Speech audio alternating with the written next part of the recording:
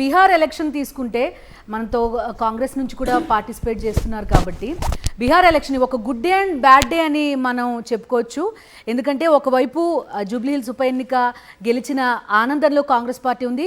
బీహార్ లాంటి పెద్ద స్టేట్, ఏకంగా 243 స్థానాలు ఉన్న ఒక చోట ఒక జాతీయ పార్టీ కేవలం 4 స్థానాల్లో లీడ్లో ఉండడం కూడా కొంత కలవరపాటు. దానికి కారణం ఏంటని కూడా విశ్లేషించుకోవాల్సింది. చరణ్ గారు ఎలా చూస్తారు? ఒకవైపు జూబ్లీహిల్స్ హ్యాపీనెస్, మరొక వైపు బీహార్లో ఉండే ఒక పెద్ద స్టేట్ కంప్లీట్గా చేజారిపోయిన పరిస్థితి కనిపిస్తోంది. ప్రధానంగా బీహార్కి సంబంధించి చూసినప్పుడు బీహార్లో నరేంద్ర మోడీ గారు ఎందుకంటే 60 లక్షల ఓట్లు తొలగించారు, 21 లక్షల ఓట్లు అదనంగా కొత్తగా చేర్చిన పరిస్థితి. 10,000 రూపాయలు ఏదైతే మహిళలకు ఇస్తూ ఉన్నారో ఆ పథకం ప్రధానంగా బీహార్నే కాదు, మధ్యప్రదేశ్లో ఆ పథకం ద్వారానే మధ్యప్రదేశ్లో భారతీయ జనతా పార్టీ అధికారంలోకి వచ్చింది, మహారాష్ట్రలో వచ్చింది, ఇప్పుడు బీహార్లో. అదే కాకుండా మొన్న ఢిల్లీలో కూడా చూసినాం. అంటే ఏదైతే మహిళల కోసం తీసుకొచ్చినటువంటి ఆ పథకం ద్వారా నితీష్ కుమార్కు ముఖ్యమంత్రిగా అక్కడ ఉన్న ప్రజలు ఒప్పుకున్నప్పటికీ కూడా ముఖ్యమంత్రి అభ్యర్థిగా అనౌన్స్ చేయలేదు భారతీయ జనతా పార్టీ. ఎందుకంటే నితీష్ కుమార్ గారి నేతృత్వం ఎలక్షన్ పోయేది తప్ప సీఎం అభ్యర్థి అనేది చెప్పలేదు. ఎందుకంటే చెప్పారు కదా, మోదీ చెప్పారు కదా, ఫస్ట్ అనౌన్స్ చేయలేదు కానీ సీఎం నితీష్ కుమార్ నేతృత్వంలోనే ముందుకు నేతృత్వం వేరు మేడం.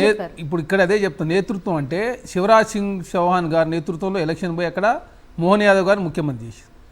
మీరు ఇప్పుడు నితీష్ కుమార్ సీఎం కారు అని ఎక్స్పెక్ట్ చేస్తున్నారు? కాదని కాదు, ఇక్కడ ఏంటంటే సీఎం అభ్యర్థి చేసి ఉంటే ఫలితం వేరుగా ఉండేది. ఎందుకంటే ముఖ్యమంత్రిగా నితీష్ కుమార్ గారిని తేజస్వి యాదవ్ గారిని ఉన్నప్పుడు 44% ఏమో తేజస్వి యాదవ్ గారికి సపోర్ట్ చేశారు, 14% మాత్రమే నితీష్ కుమార్ గారిని ఒప్పుకున్న పరిస్థితి. నాయకత్వంలో మాత్రం ఎలక్షన్ పోయారు. అదే కాకుండా ఈ 10,000 రూపాయలు ఒకటి వర్కౌట్ అయింది. అదే కాకుండా 60 లక్షల ఓట్లు తొలగించుడు, 21 లక్షల ఓట్లు అదనంగా నమోదు చేసుకుంటూ, అదే కాకుండా వాళ్ళ కూటమికి సంబంధించి కూడా upper caste ఓట్లేమో Bharatiya Janata party రూపంలో, అదే కాకుండా మోస్ట్ బ్యాక్వర్డ్ కాస్ట్ ఓట్లేమో జేడీయూ రూపంలో, అదే కాకుండా దళిత ఓట్లేమో చిరక్ పాస్వాన్ గారి రూపంలో ఈసారి మంచి కూటమి కూడా సక్సెస్ అయింది. ఎందుకంటే పోయినసారి ఏమో జేడీయూ సంబంధించి జేడీయూ మీద 33 స్థానాల్లో చిరక్ పాస్వాన్ గారు పోటీ చేయడంతో ఒక్క స్థానం మాత్రమే గెలిచింది. ఈసారి చిరక్ పాస్వాన్ గారి స్ట్రైక్ రేట్ కూడా చాలా పెద్ద, అంటే గణనీయంగా ఉన్నటువంటి పరిస్థితి మనం చూస్తూ ఉన్నాం. అదే కాకుండా కూటమిలో ఎక్కడ కూడా పంచాయతీ లేదు. కాంగ్రెస్ పార్టీ కూటమిలో పంచాయతీ ఉన్నది. అదే కాకుండా క్యాండిడేట్ అనౌన్స్మెంట్ లేట్ అయింది, టికెట్లలో పంచాయతీ, అదే కొన్ని దిక్కులు ఇండిపెండెంట్గా పోటీ చేసే కార్యక్రమం, అదే ఫ్రెండ్లీ మ్యాచ్ కూడా కొన్ని దిక్కులో జరిగిన పరిస్థితి.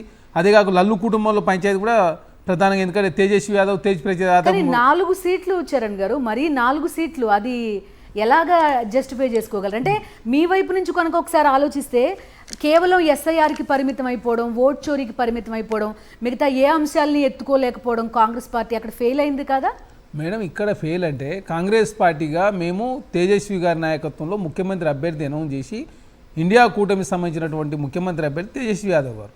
అదే కాకుండా ఇప్పుడు చూస్తున్నప్పుడు మనం హర్యానాకు సంబంధించి కూడా అదే జరిగింది. 25 లక్షల ఓట్లు నమోదు చేసుకుంటూ 9 లక్షల ఓట్లు ఉత్తరప్రదేశ్ నుంచి హర్యానా నమోదు చేసుకుని అక్కడ గెలిచారు. అదేవిధంగా మహారాష్ట్రలో ఎంపీ ఎలక్షన్లకు, ఎమ్మెల్యే ఎలక్షన్లకు 1 కోటి ఓట్ల తేడాతో అక్కడ వాళ్ళు చేసుకున్న పరిస్థితి. తర్వాత చూసిన తర్వాత ఢిల్లీ ఎలక్షన్లో మనం చూసిన ఇన్కమ్ ట్యాక్స్ రిబేటు 12 లక్షలు తక్కువ చేయడంతో 40 లక్షల మంది ఎంప్లాయీస్ ప్రధానంగా లాభం జరుగుతుంది అక్కడ.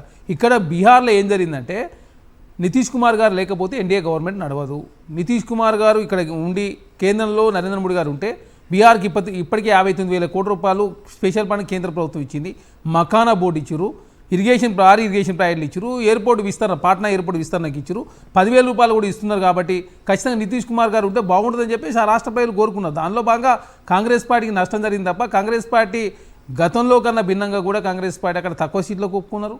అదే కాకుండా గణనీయంగా ఏదైతే కూటమిలో సంబంధించి ఇండియా కూటమిలో ఆర్జేడీ కావచ్చు, లల్లు ప్రసాద్ గారి కుటుంబంలో పంచాయతీ కావచ్చు, అదే కాకుండా ఈసారి అక్కడ ఏదైతే సంక్షేమ కార్యక్రమాలు ప్రధానంగా నితీష్ కుమార్ గారి నేతృత్వంలో పనిచేయండి. ఎందుకంటే 20 సంవత్సరాల కింద ఏదైతే బీహార్ ఉందో ఈరోజు కూడా అదే పరిస్థితి బీహార్ది 20 సంవత్సరాల్లో నితీష్ కుమార్ గారు చేసింది ఏమీ లేదు. ఆ రోజున్న పేదరికి ఈ రోజు ఇప్పుడు జనం మళ్ళీ ఆయనకి ఏం చేస్తాం మేడం? ప్రజలు మరి ఏం చేస్తామంటే అక్కడే చెప్తున్నాను, మీకు యూ హ్యావ్ అడ్వాంటేజ్ కదా బీహార్లో.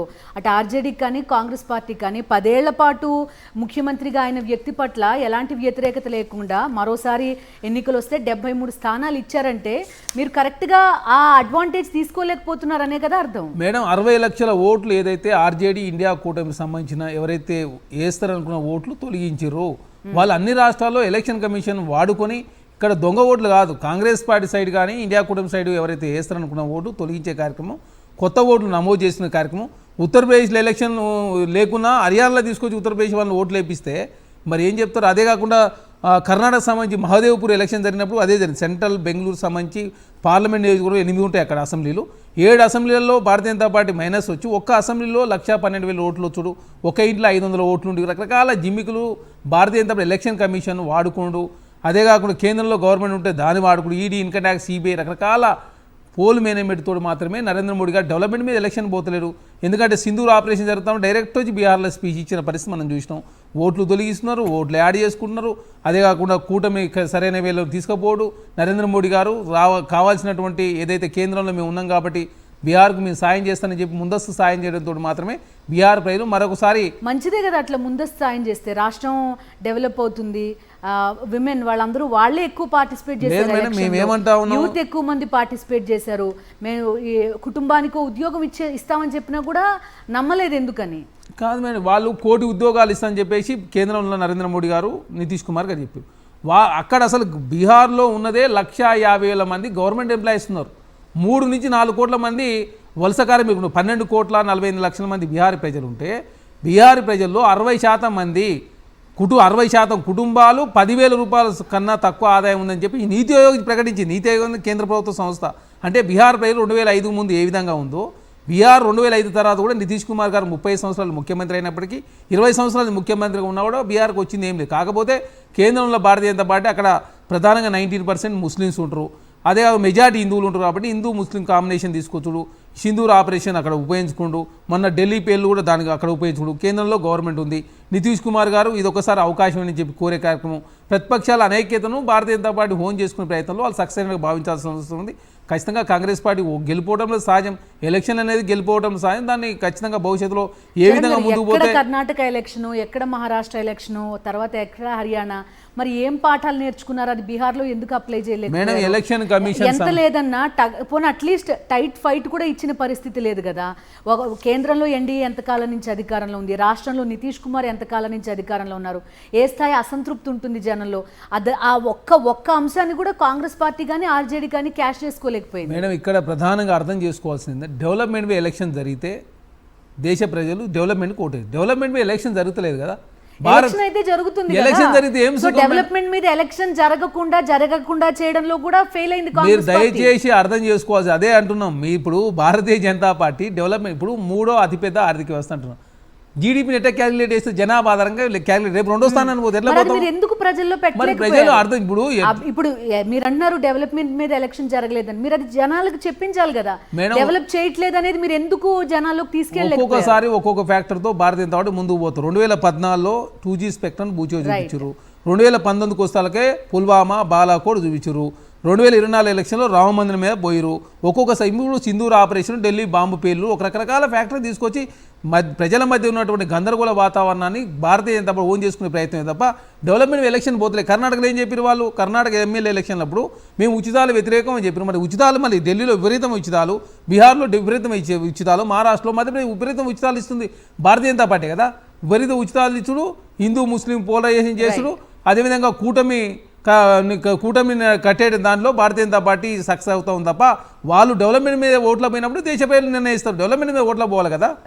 రైట్ అండి శరణ్ గారు.